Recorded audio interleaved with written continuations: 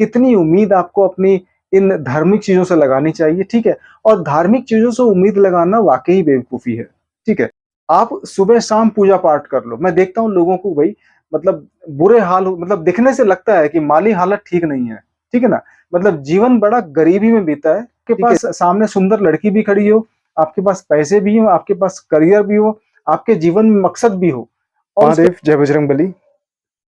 एक बात बहुत ही मज़ेदार है और आप लोगों ने अपने जीवन में महसूस भी करी होगी और वो बात ये है कि जिन लोगों ने अपने जीवन को धर्म को समर्पित कर दिया है, वो बेचारे दुखी हैं। मतलब जिन लोगों ने अपना जीवन समर्पण कर दिया है धर्म के नाम पे, वो बेचारे बहुत दुखी हैं और जिन लोगों ने अपने जीवन का, अपनी बुद्धि का थोड़ा-सा हिस्सा धर्म को दिया है, वो धर्म के नाम पे अपने जीवन को चला रहे हैं और धर्म के आधार पे ही उनकी दाल-रोटी चल रही है और बहुत बढ़िया चल रही है। ठीक है?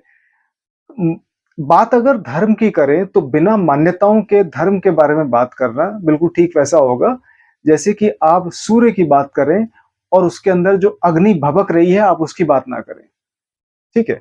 तो कुल मिला के बात यहाँ पे ये आती है कि क्या मान्यताओं के बिना, क्या किसी सिर्फ़ कॉन्सेप्ट के आधार पे क्या आप धर्म को समझ सकते हो? क्या धर्म सिर्फ़ कॉन्सेप्ट या सिर्फ़ मान्यताओं से भरा हुआ है?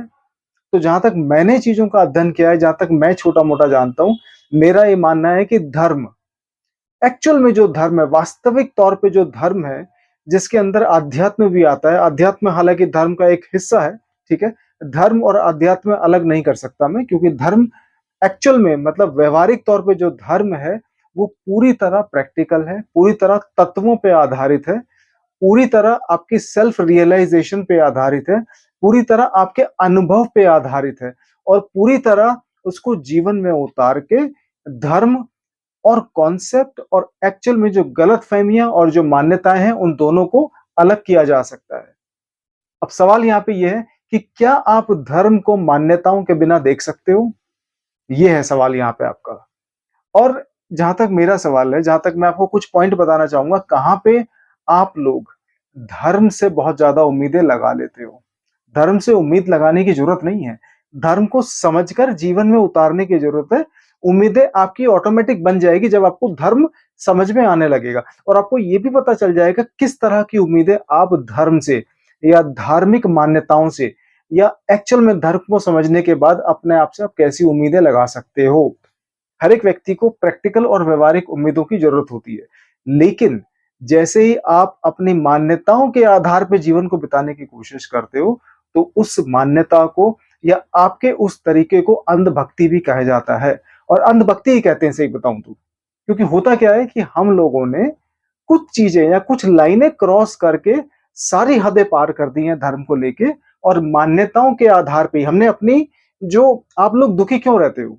ठीक है? आप लोगों के दुखी होने का कारण ये है कि आपने अपना समर्पण जो है वो धर्म को नहीं करा। आप लोगों ने बिल्कुल भी अपने जीवन का समर्पण, आपकी जो आस्था है, आपकी जो मतलब जो आपकी शिकायत है या भगवान से जो उम्मीदें हैं, वो एक्चुअल में जो झूठी जो कहानियाँ हैं, जो झूठी मान्यताएँ जो हैं, ठीक है? जो जो एकदम जो मतलब एकदम कोरी जो कहानियाँ हैं, आपने उन कहानियों को, उस अंधभक्ति को, ठीक है? उन पूरी या मतलब अधूरी मान्यताओं को या फेक मान्यताओं को अपने अपने आपने समर्पण दे दिया है। इसलिए आप लोग आज दुखी हो। ठीक है? इसलिए कहा जाता है ना कि धार्मिक लोग ज़्यादा दुखी हैं, उसका कारण यही है भई कि आप लोगों को समझ ही नहीं आता कि कहाँ पे इसकी सीमा होनी चाहिए, कितनी उम्मीद आपको अपनी इन धार्मिक चीज़ों से लगानी चाहिए, ठीक है? और धार्मिक चीज़ों से उम्मीद लगाना वाक़ई बेवकूफ़ी है, ठीक है? पहला पॉइंट मैं आपको बताता हूँ कि अगर आपकी मान्यता किसी फेक या नकली या सिर्फ़ किसी भ्रम के आधार पे बनी होगी, तो आप जीवन भर उस मान्यताओं को गले से लगा के रखो, आपके जीवन में कोई बदलाव नहीं आएगा। तो सबसे पहली चीज़ मैं आपको बता दूँ, धर्म या अध्यात्म बिल्कुल भी मान्यता पे आधारित नहीं है। ये पूरा का पूरा तत्व, वास्तविकता, सच्चाई और सत्य पे आधारित है। मैं उसका प्रमाण आपके सामने बैठा हूँ, ठीक है? मैं अगर मेरा जो तरीका है वो जीवन से थोड़ा-सा अलग है, लोगों से भी थोड़ा अलग हो सकता है, क्योंकि मैं थोड़ा-सा अलग ही तरीके से काम करता हूँ, ठीक है? मंदिर-वंदिर जाना बहुत कम हो पाता है क्योंकि मुझे पता है कि मेरे प्रभु को, महादेव को मेरी उपस्थिति अगर चाहिए होगी तो उसके ये पूरी दुनिया उनकी बनाई हुई है। मंदिर में जाके मैं क्या याद करूँगा उनको, ठीक है? मैं यहाँ भी बैठा हूँ तो महादेव याद आते हैं, कहीं और भी जाता हूँ तो महादेव याद आते हैं, काम करता हूँ तो महादेव याद आते हैं, ठीक है? और अगर मैं कुछ बुरा काम भी कर रहा हूँ तो वो भी महादेव देख रहे हैं। ऐसा नहीं है कि अच्छे काम करते वक़्त ही महादेव देख रहे हैं, नहीं भैया वो बुरे काम करते हुए भी देख रहे हैं, ठीक है? तो जिस मान्यता को मन में रख के मैं अपने कर्मों को सुधार पाता हूँ, एक्चुअल में वही धर्म है। आप सुबह-शाम पूजा पाठ कर लो। मैं देखता हूँ लोगों को भई मतलब बुरे हाल हो मतलब दिखने से लगता है कि माली हालत ठीक नहीं है, ठीक है ना? मतलब जीवन बड़ा गरीबी में बीता है, ठीक है? जीवन में सिर्फ़ दाल-रोटी से आगे उनकी कहानी गई नहीं है। उनके जीवन की जो मतलब जो उनकी उपलब्धियाँ हैं, ठीक है? वैसे तो हर एक व्यक्ति की अपनी-अपनी काबिलियत होती है।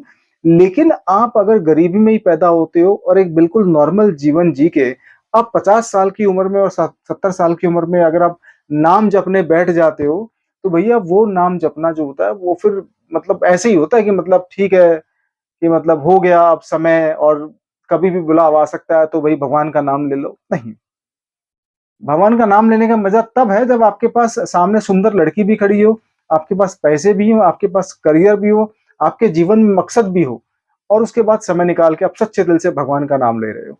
तो उसको नहीं कहेंगे धर्म के अंदर अंधा होके जीवन को जीना, नहीं। वो पूरी तरह व्यावहारिक था, पूरी तरह प्रैक्टिकल था। ठीक है?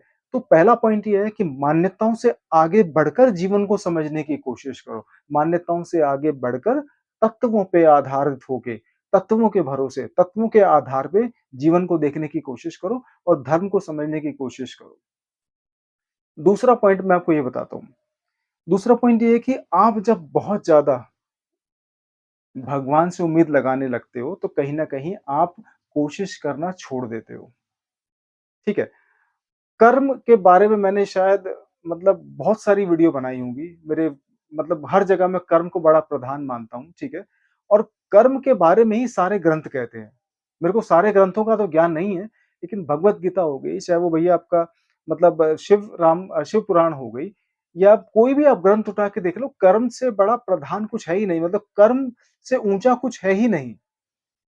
और भगवत गीता में भगवान कृष्ण ने कई बार कहा है, महाभारत की पूरी पूरी महाभारत ने मतलब बड़े-बड़े जो उसके अंदर विद्वान पुरुष रहे, सबने मतलब बोला है कर्म को लेके कि भैया कर्मों से आगे कुछ नहीं है। ये पूरा ब्रह्मांड अपने आप में कर्म है। मतलब ये पूरा ब्रह्मांड अपने आप में एक एक्टिव मोड में है। लेकिन जो लोग धर्म के बारे में बातें करते हैं, जिनको पता है धर्म क्या चीज़ है, वो बेचारे इनएक्टिव मोड में, वो बिल्कुल एकदम नींद वाली सिचुएशन के अंदर है। तो अगर जब कर्मों पे कम निर्भर करोगे और मान्यताओं पे ज़्यादा निर्भर रहोगे, तो भैया जीवन में कुछ नहीं होने वाला। ये मैं आपको दावे से कह सकता हूँ, ठीक है? ये वीडियो देखने वालों से मेरी रिक्वेस्ट है अगर आपको लगता है ना कि आपके जीवन में चमत्कार हुआ है और रोज़ चमत्कार हो रहा है पूजा के आधार पे, तो आप कृपया करके कमेंट में लिखें।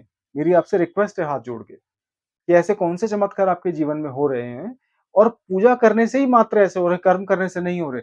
या तो आप कोई भैया पहुँचे हुए आध्यात्मिक गुरु हैं, आप एनलाइटेंड हैं, आपको मोक्ष की प्राप्ति मिल चुकी है, तो आपको सारा जीवन ब्रह्मांड में घटित होने वाली कण-कण, छोटी-छोटी घटनाएँ भी आपको क्या लगती हैं? चमत्कार जैसी लगती हैं, ठीक है? लेकिन अगर आपको एक चीज़ चमत्कार लगती है, दूसरी चीज़ आपको बेकार लगती है, ठीक है?